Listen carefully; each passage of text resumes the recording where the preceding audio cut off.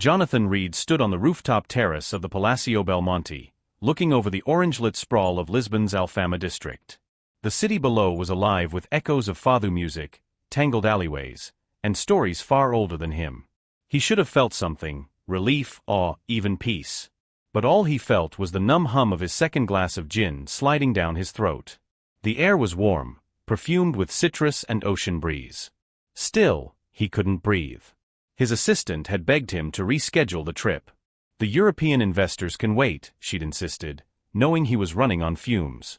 But Jonathan wasn't here for business, at least, not entirely. He told himself he needed solitude. That a few days away from boardrooms, shareholder demands, and the sterile glass corridors of Reed Holdings would help him think. But deep down he knew the truth. He was hiding. 56. Divorced. No children. The face of a global empire. And somehow, utterly invisible to himself. As the bells of a distant church tower tolled 10, he descended into the city's tangle of streets, searching, though he'd never admit it, for something to break the monotony of his own life. That's when he saw her. Welcome back to the channel, my sweet and loyal family. Before we begin, please let me know in the comments where you're watching from. Hit subscribe if you're hooked in and ready to enjoy this story, because tomorrow, I have another beautiful story to share with you and I don't want you to miss it for anything. Now, let's continue. She was standing at a makeshift easel on Rua de Rosa, tucked between two crumbling stone buildings, her fingers streaked with cobalt blue and burnt sienna. A small canvas in front of her showed an abstract explosion of light and color, chaos, but purposeful. A single lamp above her gave her skin the glow of sunset. She was laughing. At what, he didn't know. But it was the kind of laughter that cut through silence. He paused. Asha noticed him after a moment, brushing a curl from her cheek. "Are you lost or just curious?" she asked, her accent southern but softened by time abroad. Jonathan smiled, the kind of rehearsed expression he used with investors and journalists. "Maybe both." She raised an eyebrow, assessing him, not his suit, his Rolex, or the weight of his presence, but something else. Something under the surface. "You don't belong here," she said gently, more observation than judgment. "I get that a lot." He told himself it was the casual intrigue of a tourist admiring street art. But the familiar weight of guilt settled in his chest as he looked at her, not because he shouldn't be talking to her, but because he wanted to stay. "Would you like to sit?" she asked, gesturing to a cracked bench near her. "I've got cheap wine and good stories." Usually in reverse order. Something inside him flickered. "I have time," he said. She handed him a chipped ceramic cup. They drank. Talked. She told him about moving to Lisbon after her divorce. How painting helped her recover her voice. How she preferred broken cities with history and heart. He didn't tell her much. Not yet. But she didn't ask the usual questions. No, what do you do? No, where are you from? Instead, she looked at him like she already knew he was a man with ghosts. When he asked about her art, she shrugged. "I paint things I don't understand yet." He understood that more than he wanted to admit. What would you give up to feel alive again? What would you risk for a second chance at something real, after decades of control and cold success? An hour passed. Then 2. The night grew quiet. And still, he stayed. When he finally rose to leave, he hesitated. "Will you be here tomorrow?" She smiled. "I'm here most nights. Not always painting. But always, searching." He nodded, unsure of what to say next.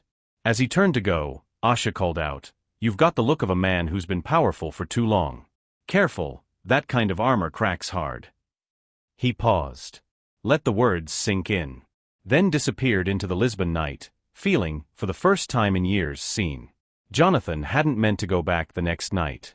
He told himself it was coincidence, that he was just exploring more of Lisbon's Bairro Alto district. But the truth was as clear as the crisp morning light bouncing off the hotel's marble terrace. He needed to see her again. He spent the day fielding a few obligatory calls to the New York office, brushing off board members with vague reassurances. Just taking time to recalibrate, he said, knowing no one questioned Jonathan Reed. Power had a way of insulating a man from curiosity. But he couldn't shake her voice. Or that canvas. When he found her again, she was painting in silence. Her strokes were slower tonight. Less fury. More intention. He approached quietly, waiting for her to notice him. "You came back," she said without turning. "I wasn't sure I would. But you did." She smiled to herself, as if that settled something. They sat on the same bench. This time she poured him wine without asking. "I brought you something," he said, reaching into his coat pocket. A leather-bound sketchbook, brand new, unused. Asha raised an eyebrow. "Let me guess. Luxury art supplies for the charming street painter?" "No," he said, a little too quickly. "For you. Because I want to see what you draw without the city watching." She took it. Flipped through the blank pages. Then, without another word, opened to the first page and drew a circle with one bold black line. Then a jagged tear through it. "What is it?" "Don't know yet," she murmured. "But it feels familiar." He told himself it was just flirtation. That he enjoyed the novelty of being unknown. But something about her, her silence, her clarity, was undoing him. She wasn't dazzled by him. She wasn't trying to sell anything. She was just honest. Later that night, she asked, "What are you running from?" He hesitated. Sipped his wine. Then said, "Have you ever built something so large, so successful, that it became a prison you couldn't leave?" Asha studied him. "You mean like a life?" "Exactly." He didn't tell her about Reed Holdings. Or the string of mergers he'd orchestrated with surgical cruelty. Or the silent payout he'd made 10 years ago to cover up a market manipulation scandal no one ever traced back to him. He didn't tell her about Clara, his late wife. Or that her death, ruled a suicide, was never fully investigated. He'd buried her with silence and stock options. Instead, he said, "I've made a lot of money. Lost more time." Asha touched his hand. "You don't look like a man who regrets money." "No," he admitted. "But I regret the things I bought to hide behind it." Later that week, they wandered through the MAT museum. She led him past sculptures, installations, color, and noise. But one painting stopped her cold. A landscape in red and black. Abstract, wild. Jonathan didn't understand it, but she stared like it had punched her. "My brother used to paint like that," she said softly. "Before he died." "I'm sorry," he said, surprised at his own sincerity. He worked for a hedge fund. High-level compliance analyst. Said he saw something he shouldn't have. She shrugged. "Next thing I know, he's gone. Car accident." No one even asked questions. Jonathan went cold. His stomach churned. Something about the timeline, the job. "What was his name?" he asked, as casually as he could. "Micah Bell." He froze. Micah Bell. That name, he remembered it. Vaguely. An internal whistleblower. A problem that needed cleaning up. A liability his legal team handled swiftly. Could it be the same man? He felt the room tilt. The familiar weight of guilt pressed hard against his ribs.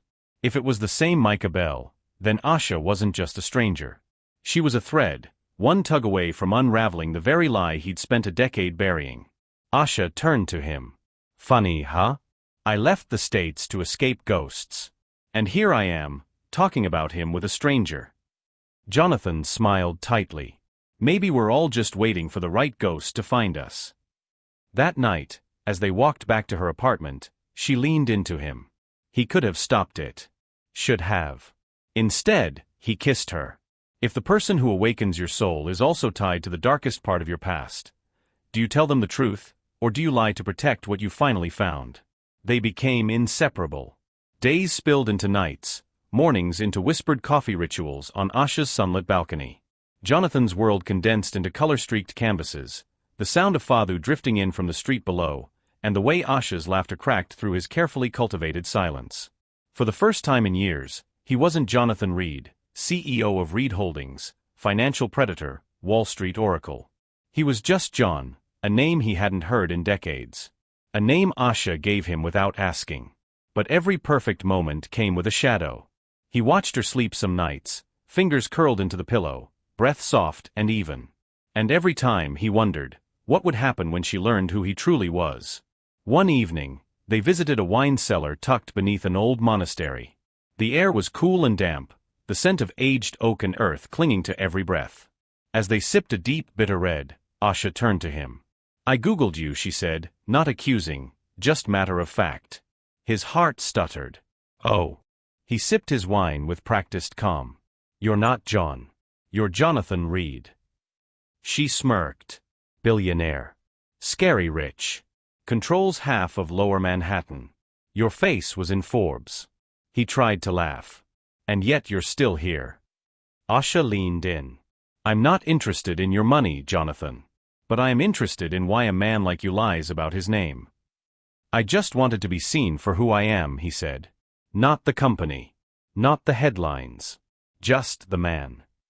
She nodded, seemingly satisfied. But it wasn't the whole truth. Because what he really feared was that if she knew everything, she'd run. Not just from him, but from her own grief. Because her brother's death was no accident. They returned to her apartment that night, but something had changed. She was more distant. Her touches less frequent. Her smile slower to bloom. A week later, as they strolled through a quiet antique bookstore, she asked, "What's the worst thing you've ever done?" Jonathan hesitated. "Professionally." Asha's eyes narrowed. "No. Personally." He laughed, low and empty. "I built a world where love couldn't survive." He didn't tell her about the offshore accounts. Or the men he paid to clean up Micah Bell's disappearance. He didn't mention the hush money, the threats, the way Clara, his wife, died after discovering just enough to be dangerous. Instead, he said, "I let someone I loved die believing I didn't love her back." Asha touched his cheek. "Then love me differently." And somehow, that terrified him even more. That night, he dreamed of Clara. Her hands bloody. Her voice hoarse. "You think love redeems you," she whispered. "You're still the man who made the call." He woke drenched in sweat. Asha, still sleeping beside him, reached for his hand in her dreams. If his wife knew what he was thinking right now, she'd spit on his grave. Because he wasn't running from grief, he was running from guilt. From the exact moment he chose profit over conscience, knowing the cost would be human, inevitable, irreversible. Later that week, Asha took him to her gallery. It was small, humble even, but vibrant with raw talent. Jonathan studied the pieces, twisted, abstract faces, cities in ruin, oceans made of fire. But one painting stopped him. It was unmistakable, Micah. Painted from memory, maybe a photograph. His expression pained, eyes distant. Behind him, shadowy figures cloaked in gold and fire. "That's your brother," he said. "Yes." She stepped closer. "I painted it the day after I got the call. They said he drove off a bridge in upstate New York. Rainstorm. No foul play." Jonathan stared. He remembered that bridge. He'd signed off on the final meeting, on the silence that followed. His stomach twisted. "What do you think happened?" he asked, voice tight. "I think someone killed him to shut him up," Asha said, without blinking. "He saw something at work. Something dangerous." Jonathan said nothing. He told himself he couldn't tell her yet. That it wasn't the time. That the truth would destroy her. But deep down he knew he was protecting himself. Not her. Later, as they walked back through the winding streets of Lisbon, she stopped him suddenly. "I don't trust easily, John. And I feel like you're hiding something." He met her eyes. "I am," he said. "But not because I want to hurt you. I just don't want to lose you." She studied him for a long moment. "Then tell me when you're ready. Not when it's too late." Would you risk being hated to tell the truth, or be loved for a version of yourself that never existed? That night, she kissed him with urgency. As if trying to memorize him. As if something inside her already knew the countdown had begun. And Jonathan, for all his brilliance, had no idea how close the walls were closing in. Jonathan sat alone at the café near Praça do Comércio, untouched espresso cooling by his side. It was the kind of Lisbon morning photographers dreamed about, mist curling over cobblestones, the Tagus River glinting like melted glass. But he couldn't enjoy any of it. His phone buzzed with a number he hadn't seen in years. He stared at the screen. Daniel Harrow. His former head of legal. The man who made people vanish, with paper trails or worse. He let it ring. Then picked up. Jonathan. Haven't heard your voice in over a decade, Dan. That's because you swore you were out of the mess business. Jonathan's jaw clenched. I am. You sure about that? Harrow's voice was low. Calculated. Because someone's asking questions. About Micah Bell. The blood drained from Jonathan's face. Asha. They filed a Freedom of Information request 2 weeks ago. Cross-referenced death reports with whistleblower filings from 2013. And someone's been poking at your old offshore account in the Caymans. You remember Bell Delta Holdings, don't you? Jonathan swallowed hard. It was shut down. It was buried, John. Big difference. Silence. You need to come home. Now. Jonathan ended the call without another word. He'd learned long ago that some truths were too dangerous to speak. But now, the past wasn't just whispering. It was screaming. And worst of all, it was screaming through the voice of a woman he'd come to love. That night, Asha wasn't home. He waited. Poured himself a drink. Paged through her sketchbook. And found it. Folded into the back cover, a photocopy of a confidential email chain. Internal documents. Legal phrasing he recognized instantly. Micah Bell, Compliance Department. Subject, Unauthorized Trades Emergency Report. There it was. The thread. Asha had been following it all along. She knew. When she returned an hour later, Jonathan didn't say a word about the documents. Didn't confront her. Instead, he kissed her. Held her close. Whispered how much he missed her that day. Because now, he wasn't just in love. He was afraid. And in that fear, he made his most dangerous choice yet. To stay close, to watch her, to manipulate the narrative before it was too late. They made love that night, more tenderly than usual. More desperately. Asha clung to him like someone who needed truth. And Jonathan gave her only silence. After she fell asleep, he lay beside her, wide-eyed in the dark. If she went public. If she traced it all back. Reed Holdings wouldn't survive. He wouldn't survive. The next day, Jonathan visited the American embassy under the guise of renewing his passport. But really, he was calling in a favor. A background check. A full digital sweep. What they found chilled him. Asha had contacted Clara 6 months before her death. One email. Never replied to. But enough to make Jonathan spiral. Did Clara know about Micah? Did she try to warn him? Did she kill herself because of what she uncovered, or because of what she realized about him? The questions sliced like glass. He told himself he didn't kill Clara. That her death was tragic, unavoidable, unconnected. But now he wondered. If omission was just a quieter form of murder. That night, Asha confronted him. I need to ask you something, she said, standing in the doorway, arms folded. He looked up, feigning calm. Did you know my brother?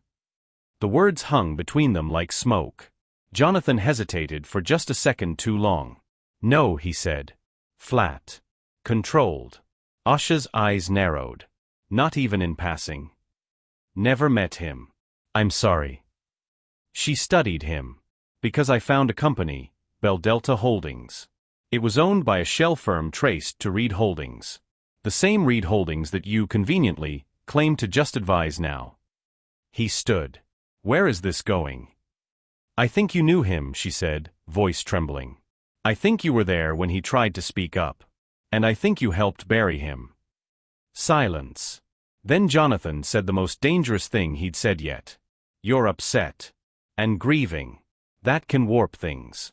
You should rest. What's more terrifying, the person you love lying to you, or realizing you've been lying to yourself about them all along? That night, Asha didn't sleep beside him.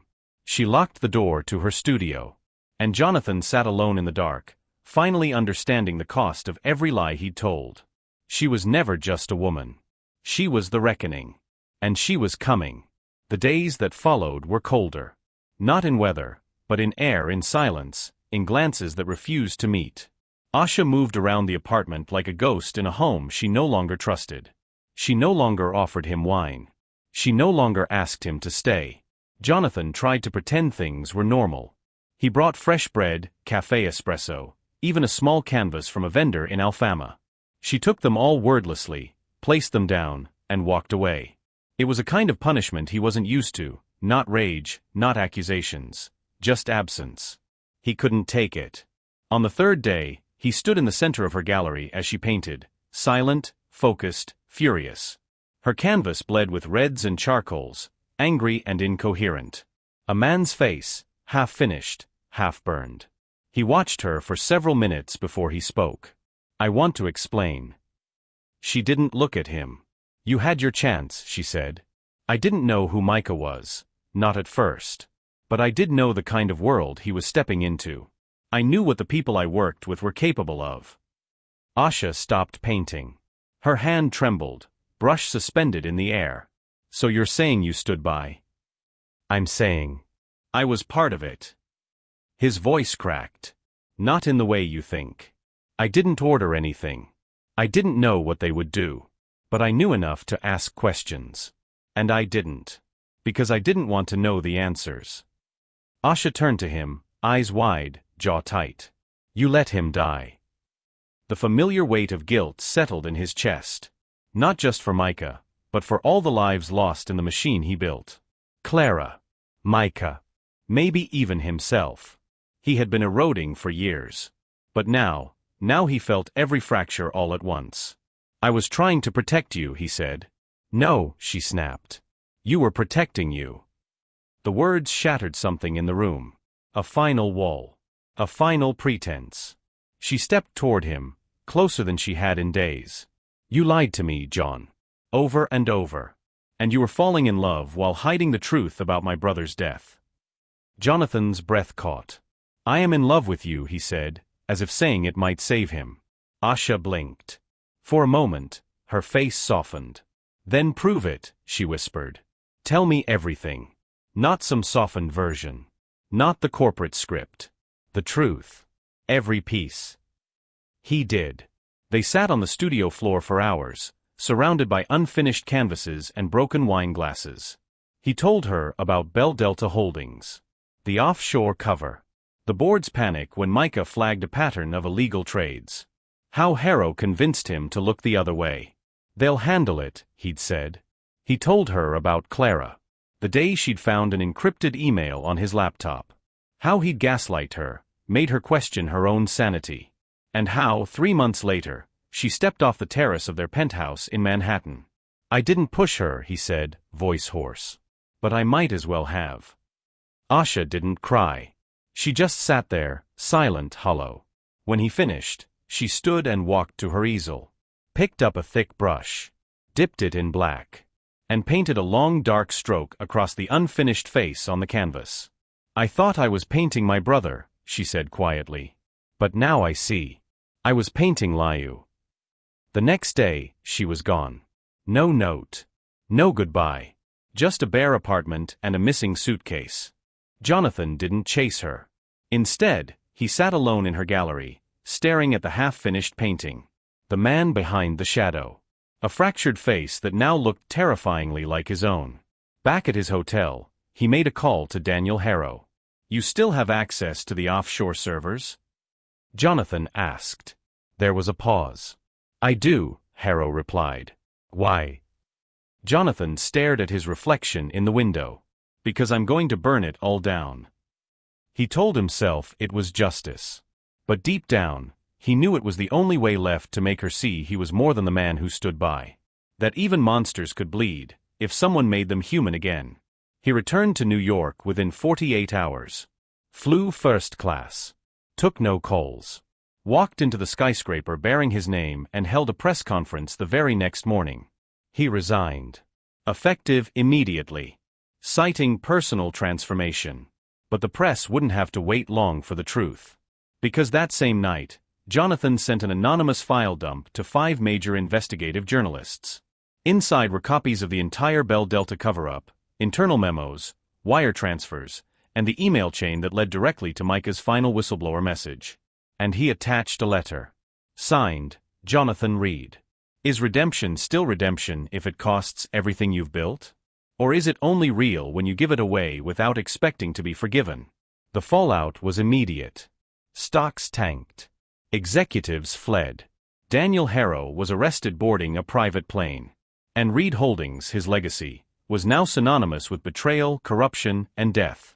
He watched it all unfold from a small room in Lisbon, where he'd returned 6 days after the collapse. The sky over Lisbon was the color of smoke, a gray veil pressing down on the city like the weight of unsaid things. Rain tapped lightly against the glass of the pensione window where Jonathan sat, staring at a world that no longer had a place for him. The news was everywhere. Reed Empire implodes. CEO exposes corporate crime, then vanishes. Jonathan Reed, martyr or mastermind? He didn't care. He had burned everything. The money. The power. The name. He had expected to feel free. Instead, he felt nothing. In the days that followed, he moved like a ghost through Lisbon's backstreets. No more 5-star hotels. No tailored suits. Just an old coat, silence, and the ache of absence pressing into his ribs like a second heart. He returned to Asha's gallery 5 times. She wasn't there. He waited in the cafes they once frequented. No sign of her. Each day without her became a kind of punishment he hadn't anticipated. He'd told her the truth. He'd set fire to his world. He thought it would be enough. But now he saw the flaw in his thinking. He had confessed to clear his conscience. She had loved him before she knew. Now knowing, she had to choose whether he was still worth loving. And maybe, he wasn't. He told himself this was the price of honesty, that the truth, once freed, couldn't be tamed. But deep down, he feared the truth wasn't what ruined things. It was who he had always been underneath it all. A man too late. A man too proud. A man who only understood love once it was gone. One night, he walked past the alley where he first met her. Rua de Rosa. The bench was still there. The cracked lamp. The soft orange glow of the city watching him like a quiet witness. A small envelope had been left on the bench. His name written on it in charcoal pencil. He froze. Hands trembling, he opened it. Inside, a letter. A sketch. The letter read, "You finally told the truth. And I finally saw you. Not the version you sold the world. The real one, the scared broken boy who built an empire to outrun his grief. Micah wouldn't have forgiven you. Not easily. But maybe he would have understood. I left because I couldn't breathe. But I've been painting you every day since. Not as a villain. Not as a savior. As a man standing in the ashes of his choices, asking what comes next. What comes next, John?" The sketch was a portrait. Of him. Unfinished, raw, beautiful in its imperfection. His face half in shadow, half in light. He dropped to the bench, letting the letter fall into his lap. For the first time since Clara's death, he wept. The next morning, he woke up and walked. Past the cathedral. Past the overlook at Miraduro de Graca. Past tourists, stray dogs, guitarists with broken strings. Past the place where he had watched his old self die and the truth be born. He walked until his legs gave out. And there, on a hill above the river, he watched the clouds part, sunlight warming the ruined places inside him. He closed his eyes and imagined Clara, not angry, not accusing but quiet. "You did what you could," he whispered to the air. "Even if it took you 15 years. That evening, he visited the gallery one last time. It had changed. Paintings were gone. The walls, whitewashed. Clean. A single painting remained. His portrait. Finished now. His eyes were open. His mouth slightly parted, like he was about to speak. A small card beneath it read, "The man who finally told the truth." Can you be redeemed if the person you hurt sees you clearly, but still chooses to walk away? Is redemption something you earn, or something you surrender to, knowing it may never be returned? He stood before the portrait until the gallery closed. And then, just as he turned to leave, he heard her voice. "I almost didn't finish it." He froze. Asha stood behind him, in the doorway. No smile. No anger. Just presence. "Why did you?" he asked. "Because I couldn't stop seeing you. And I didn't want the last version of you in my mind to be unfinished." They stared at each other. "I don't expect you to forgive me," he said. "I'm not here to forgive you." Silence. "Then why are you here?" he asked, voice raw. She stepped closer. "To see if the man who told the truth is strong enough to live with it." Asha didn't come back to him, not completely. She stayed in Lisbon, in her rebuilt studio, painting under a new name. Jonathan saw her only in passing at first, like a brushstroke on the edge of his vision. She always looked peaceful. He never disturbed her. But something had shifted. The silence between them was no longer punishment. It was proof that the storm had passed, and the debris was still settling. And Jonathan? He was building something else too. Not another empire. Not another fortress. A reckoning. He spent the next month reaching out to the journalists who had broken the Reed Holdings scandal. He gave them everything: voice memos, secret recordings from his boardroom, emails detailing payouts, and proof of Daniel Harrow's involvement in not just Micah's silencing, but 3 other cover-ups spanning nearly 2 decades. The media called it the confession tapes. And when the first episode aired on a global streaming service, it didn't just end Harrow's career. It triggered arrests in New York, London, Zurich. High-level resignations. Lawsuits. Harrow tried to deny it. Tried to spin it. Until Jonathan released a final recording. It was audio from a meeting Harrow never knew was being recorded. "Micah Bell is a problem. Then make him disappear. You want him gone? You heard me." Jonathan's voice. Cold. Clear. Precise. And then silence. It was damning, but it didn't paint him as the hero. It painted him as complicit. As real. As fallen. He hadn't just exposed Harrow. He'd exposed himself. He could have edited the tapes. Could have cut his own voice, softened the blow. But he didn't.